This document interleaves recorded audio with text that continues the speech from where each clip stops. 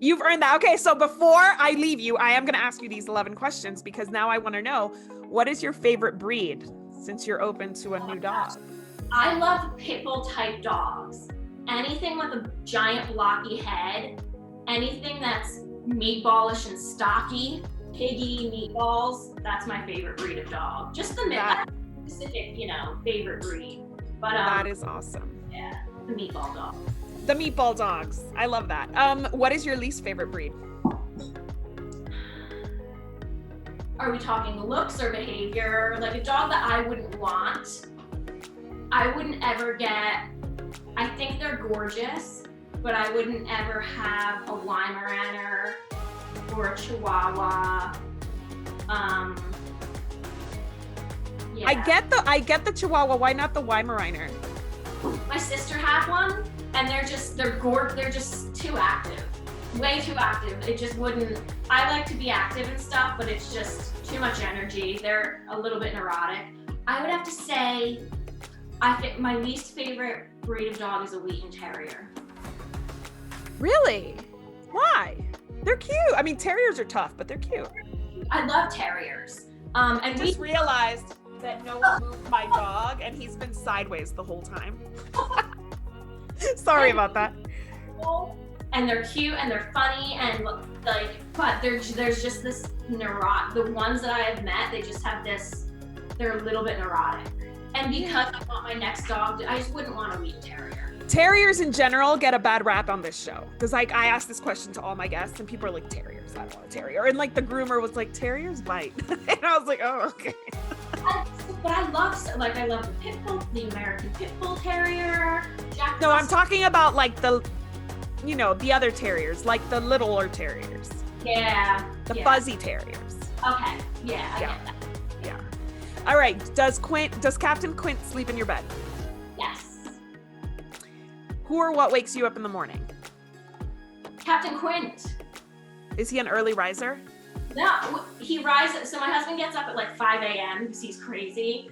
Captain will get up with him to eat breakfast, and then he comes back into bed, but he needs to go under the covers. So he'll paw at my face until I lift up the covers for him to go under. That's so funny. Pit bulls love the covers, don't they? I kind of hear that a lot. You're gonna die under there. He's so hot, but yeah. What is your most used training commander cue?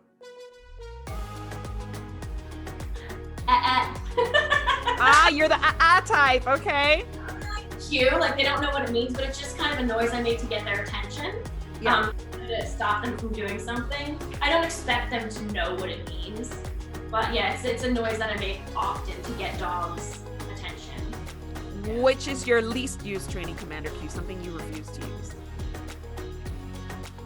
I don't use the word no a lot. Oh, that's good. That's a good thing. Yeah. Yeah. So I don't really like the word no. Yeah. What pet-related noise do you love? Oh, pet-related noise that they make or that I would make at them? That they make. Oh my gosh. Like the little gremlin noises. The little weird gremlin noises that the meatballish dogs make, like the Staffordshire Terriers have like this little like Wookiee kind of sound they make. That's Captain. So we think he's probably mixed with a Staffordshire Bull Terrier somewhere. He doesn't bark. He will not bark. He got hit by a car and he barked after that. I'm not getting into that story. I want to keep it on an upbeat. But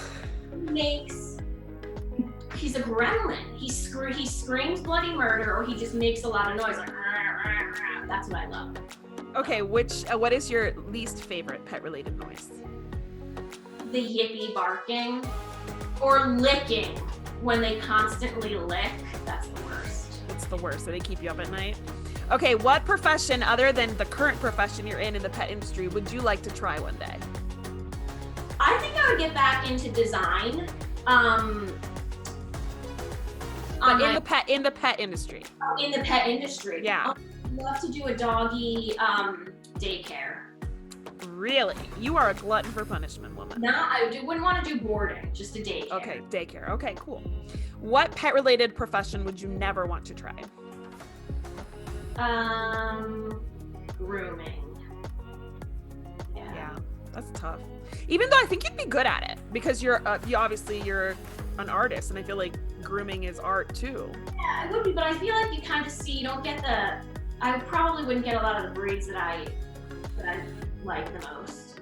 Yeah. They don't You'd probably get a lot of doodles. Yes. All right. If the Rainbow Bridge exists, who's the first pet to greet you when you arrive?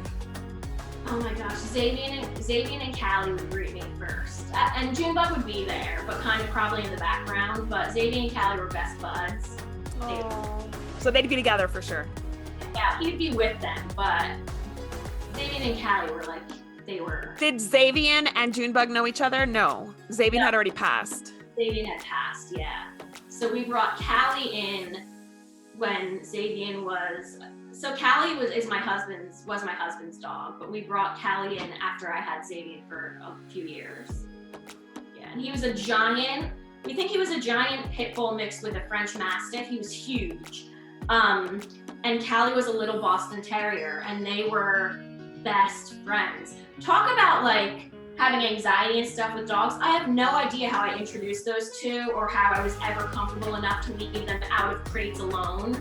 But they were just best buds. They'd snuggle up together. Yeah. Why did you, a 19, 20-year-old woman, get such a huge dog? So he was a puppy when I got him. So my mom worked for the township, and they have a pound there. Like if the dog is found stray, they'll pick him up and put him in like a holding thing.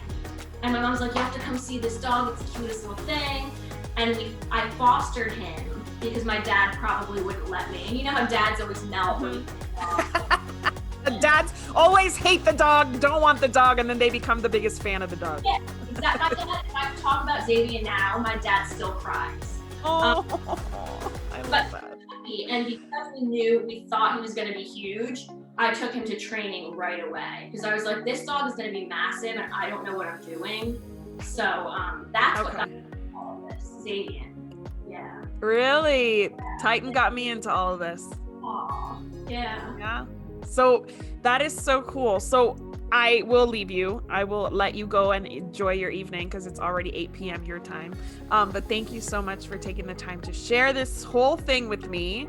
I've learned so much. I've so enjoyed chatting with you. Honestly, like I feel like we're old friends. So this has been like a nice catch up. Thank you so much. This has been great. I Awesome. can talk all night with you. And I know. We'll do it again. And we'll dig into other things. Yeah, we'll brainstorm and have an uplifting. Captain's here. Yes. Hi, Captain. I want to see you again, sweet boy. So why'd you name him Captain Quinn? He came with that name. Oh, it's such a good name. Got him from Bully Project in New York City, and they had named him that. So we kept it because we loved it. But he looks sad. He's not. He has a sad face. But this is Captain. Sweet boy. He is so sweet. I love his pictures. He's the most handsome. He's super photogenic. You have such a pretty setup in your house. All your pictures of him are so awesome. You know what you should do is publish a coffee table book with all of his photos to raise money for his medical bills. That's a good idea. I've been wanting to do a coffee table book of dogs or our clients' dogs and stuff. That's a good idea. Yeah. I mean, I'm full of ideas because I can't execute any of them because I'm not an artist or photographer, but I'm full of ideas. And obviously you're the person I give them to because you are the talent that could see them through. Oh, sweet boy. Great. It was awesome. Well, bye. Thank you again. Have a good evening. Bye, Captain. It was so nice to see you, sweet boy.